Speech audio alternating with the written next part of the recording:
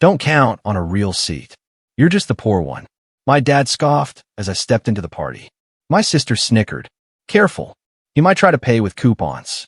Everyone laughed until my brother's boss, sitting 3 seats away, looked up my name on his phone and his jaw dropped. I walked into that restaurant, ready for the usual insults, but I never expected the betrayal that was about to unfold. A betrayal that finally shattered any illusion of family I had left and left them absolutely speechless. You know those really fancy, overpriced steakhouses? The ones where the lighting is so dim you can barely read the menu. Probably so you don't notice how tiny the portions are, and everyone whispers like they're discussing state secrets. Yeah, that was the place. My dad picked it, of course. He always chose venues that screamed, "Look at me, I've got money, and you don't." And I, naturally, was 20 minutes late. The hostess led me through this maze of tables, and I could already see them in the back. My dad, lording over the table, my stepmom draped in enough jewelry to fund a small country, my brother in the seat of honor next to dad, his wife looking smug, and my sister, phone in hand, probably live tweeting the whole spectacle. The only empty chair was at the very end, practically wedged against the wall, next to some guy I didn't recognize. The moment my dad saw me, that familiar look of disgust, of disappointment, clouded his face, a look I'd known my entire life. He made a huge show of checking his watch, then practically shouted, loud enough for half the restaurant to hear, that I shouldn't expect a real seat since I was just the broke one. My stomach clenched, but I just kept walking. And my sister, oh, she didn't miss a beat. She chimed in with that smirk. Careful, he might try to pay with coupons. The table erupted. My brother practically choked on his water. My stepmom covered her mouth, her shoulders shaking with silent laughter. Even my brother's wife, who'd only known me a few years, was giggling. The stranger next to my empty seat, a young guy in his late 20s, looked deeply uncomfortable, but stayed quiet. I just slid into the chair. What was the point in fighting back? It only gave them more ammunition, and I'd learned that lesson the hard way over 3 decades. Dad loved an audience, and I'd stopped performing in his circus years ago. The waiter materialized immediately, almost like he'd been waiting for the entertainment to finish. Everyone ordered expensive steaks and even more expensive wine. When he got to me, I just asked for water and the cheapest pasta on the menu. My sister stage whispered to my brother's wife, "He's so predictable, always playing the poverty card." More laughter. My brother then launched into a long, detailed story about his promotion to senior director at his marketing firm. Corner office, named parking spot, the works. Dad beamed, asking about salary increases and team sizes. My stepmom wanted to know if this meant they could finally afford that lake house. I just picked at my bread, trying to disappear. The stranger next to me, who I now realized was my brother's boss, VP of digital strategy, he'd mumbled when I sat down, a name I hadn't even registered amidst the humiliation, sat quietly, just observing. He was younger than I expected for a VP, maybe early 30s, with these incredibly sharp eyes that seemed to miss nothing. Then my sister decided she hadn't gotten enough attention. She started talking about her engagement to some trust fund kid, 6 months in, and their destination wedding in Italy. Naturally, she said, destination weddings are all the rage. She wondered aloud if I could even afford the plane ticket, or if I'd have to crowdfund it. Dad, ever the supportive one, suggested I look into payment plans. More laughter. The food arrived. My pasta was fine, nothing special. I ate mechanically, the conversation swirling around me like a storm I just had to endure.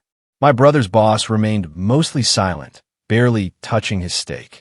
Halfway through the meal, my father decided it was time for my biannual failure update. He launched into a dramatic retelling of how I'd abandoned the family business 8 years ago, walking away from a guaranteed 6-figure salary and a VP title. He made it sound like I'd committed some unforgivable sin against the family name. My brother chimed in. He was always the weird one, never interested in real success.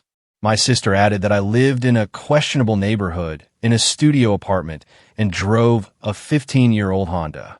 My stepmom, who barely knew me, just sighed sympathetically. Such a shame some people just can't get their lives together. No one, not once, asked what I actually did. They never did. I'd learned to let these dinners wash over me. You can't stop a storm. You just wait for it to pass. The trick was to give them no reaction, no ammunition. I'd made that mistake in my 20s, trying to defend myself, trying to explain. It only made it worse. But something was different tonight. My brother's boss had pulled out his phone. He was typing, his brow furrowed in concentration, the screen's glow reflecting off his face in the dim light.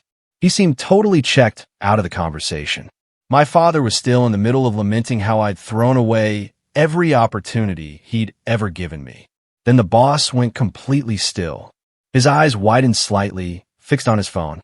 He scrolled, faster now, and then he looked up, directly at me. The intensity of his gaze was unsettling. I looked away, pretending to twirl my pasta. He cleared his throat. The conversation didn't stop. He tried again, louder this time, and the table gradually fell silent. Everyone turned to him, probably expecting him to join the roast or share some embarrassing story about my brother. Instead, he asked me a question. He wanted to know if I was the person behind a specific company. He used the full name, watching my face carefully. The table went dead silent. My brother looked confused. My sister stopped mid-sip of her wine. My father's expression suggested he thought this was some setup for another joke. I set down my fork carefully. Yes, I confirmed, that would be me. The boss's jaw actually dropped. He turned his phone around, showing the screen to my brother. It was a recent article from a major tech publication. My brother squinted at it, then his eyes went wide. He scrolled down, reading rapidly, his face cycling through several interesting shades of red. My sister demanded, "What's going on?" The boss explained, speaking slowly, like he still couldn't quite believe it himself. He told the table about the software company I'd founded 7 years ago, shortly after leaving the family business. He mentioned the recent acquisition by a tech giant, announced just 3 months prior. He pulled up another article, this one from a financial news site, and showed them the acquisition price, 9 figures. The exact number was right there in the headline. My stepmom made a strange choking sound.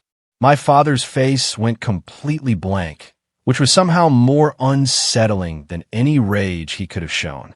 My sister grabbed her phone, frantically typing, clearly searching for the same information. The boss kept talking.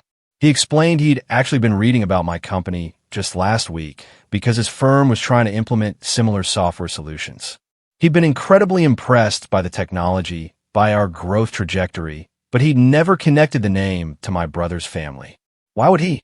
My brother's last name was different. He'd taken our stepmother's surname when she married Dad, eager to shed any association with our mother's side of the family.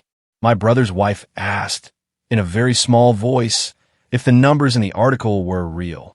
I told her they were accurate, perhaps slightly conservative, actually, when you factor in the equity stakes and earn-out provisions, but close enough. My sister had found a profile piece with a photo. She held up her phone, looking between the picture and me like she was trying to solve a puzzle.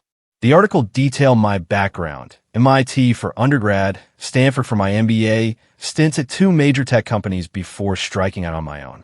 It mentioned the strategic patents I held, the tech partnerships, the 90-person team I'd built.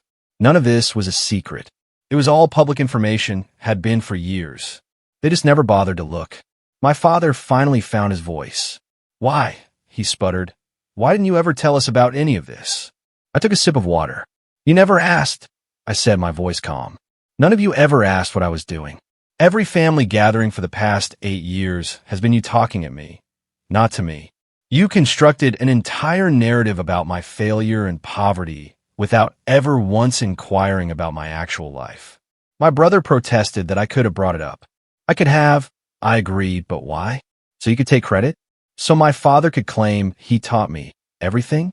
So you could suddenly pretend to be proud of something you'd actively mock me for pursuing? I reminded them that. When I first told Dad I was leaving his business to start a software company, he'd called it a fantasy. He'd said I was throwing away my future for some Silicon Valley pipe dream, that I'd come crawling back within a year, broke and humiliated. My brother had laughed. "You won't last 6 months." My sister had even posted on social media about her brother's midlife crisis, and I was only 24. The table went silent again. Several nearby diners were openly watching now, not even pretending to focus on their own meals. My stepmother tried a different approach. But we're family, she cooed. Family should share their successes with each other. I found that almost funny. I pointed out that for 8 years, they'd shared their successes with me at every opportunity. Promotions, raises, bonuses, new cars, lavish vacations. They'd made sure I knew about every accomplishment. But my failures, I added, those were shared even more enthusiastically. My cheap apartment, my old car, my absence from your social circles. All of it carefully documented and discussed. My brother's boss looked deeply uncomfortable now, clearly regretting that he'd said anything. He apologized for putting me on the spot. It's fine, I told him. Better to rip the Band-Aid off.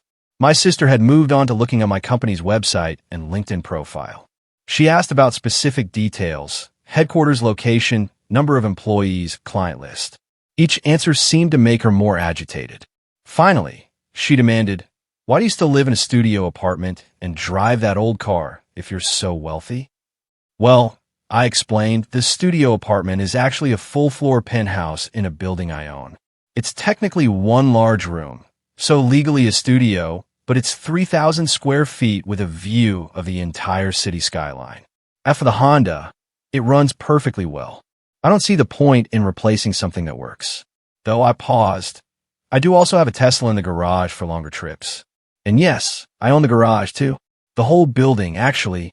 My father, who had been eerily quiet, suddenly leaned forward. "We need to talk about family investments," he said, his voice unusually smooth.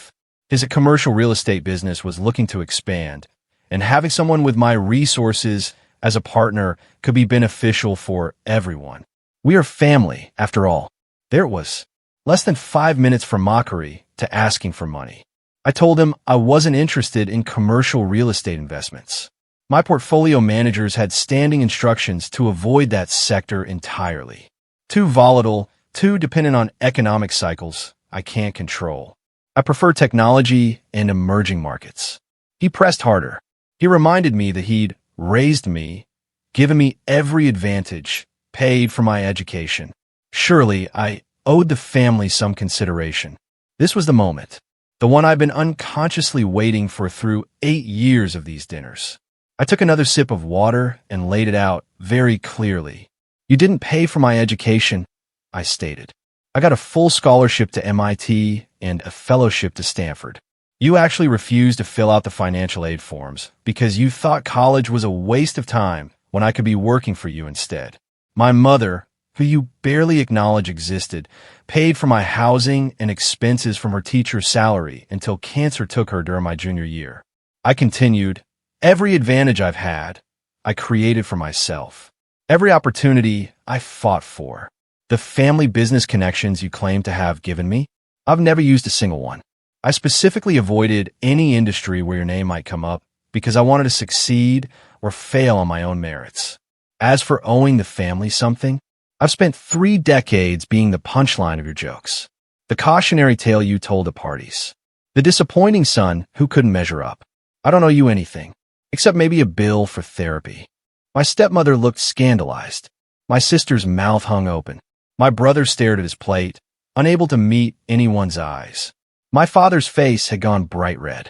He started to sputter something about respect and gratitude, but I cut him off.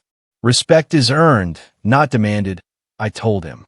"And gratitude requires something to be grateful for." The boss excused himself quietly, mumbling something about needing to make a phone call. He practically fled the table. I didn't blame him. This was well beyond awkward business dinner territory.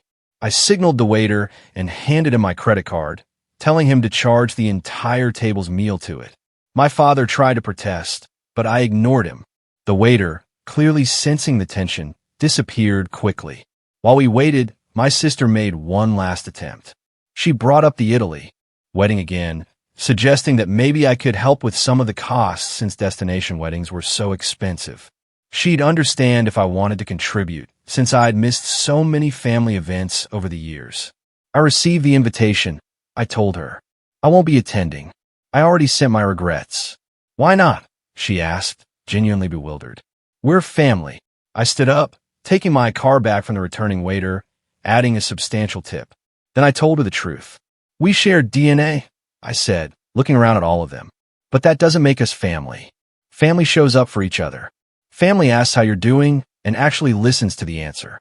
Family doesn't wait until they discover you're successful to suddenly care about your existence. I told them all to enjoy their meals. The food is excellent here, I've heard, I said, a slight smile playing on my lips. Though I only ordered the pasta, since apparently, I'm the broke one who couldn't afford anything better. My father tried one more time. He said I was being childish, throwing away family relationships over past misunderstandings. He insisted we could move forward from this. What do you know about my life? I asked him directly. Basic things. Where I live. What I do for work. Whether I'm in a relationship. What I do for hobbies. He stared at me silently. He couldn't answer a single question. That's the problem, I said. It has always been the problem. I'm not throwing away a relationship. There never was a relationship to throw away. I walked out of that restaurant and stepped into the cool evening air. My phone buzzed before I'd made it halfway to my car. It was my brother's boss, apologizing profusely for the awkwardness. I texted back that it wasn't his fault and that I appreciated him being the only person at that table to treat me like a human being. He responded, asking if I'd be interested in getting coffee sometime to discuss potential partnerships between our companies. I told him I'd have my assistant set something up. As I drove home in my 15-year-old Honda, which, by the way, runs perfectly fine despite what anyone thought, I realized I felt lighter than I had in years.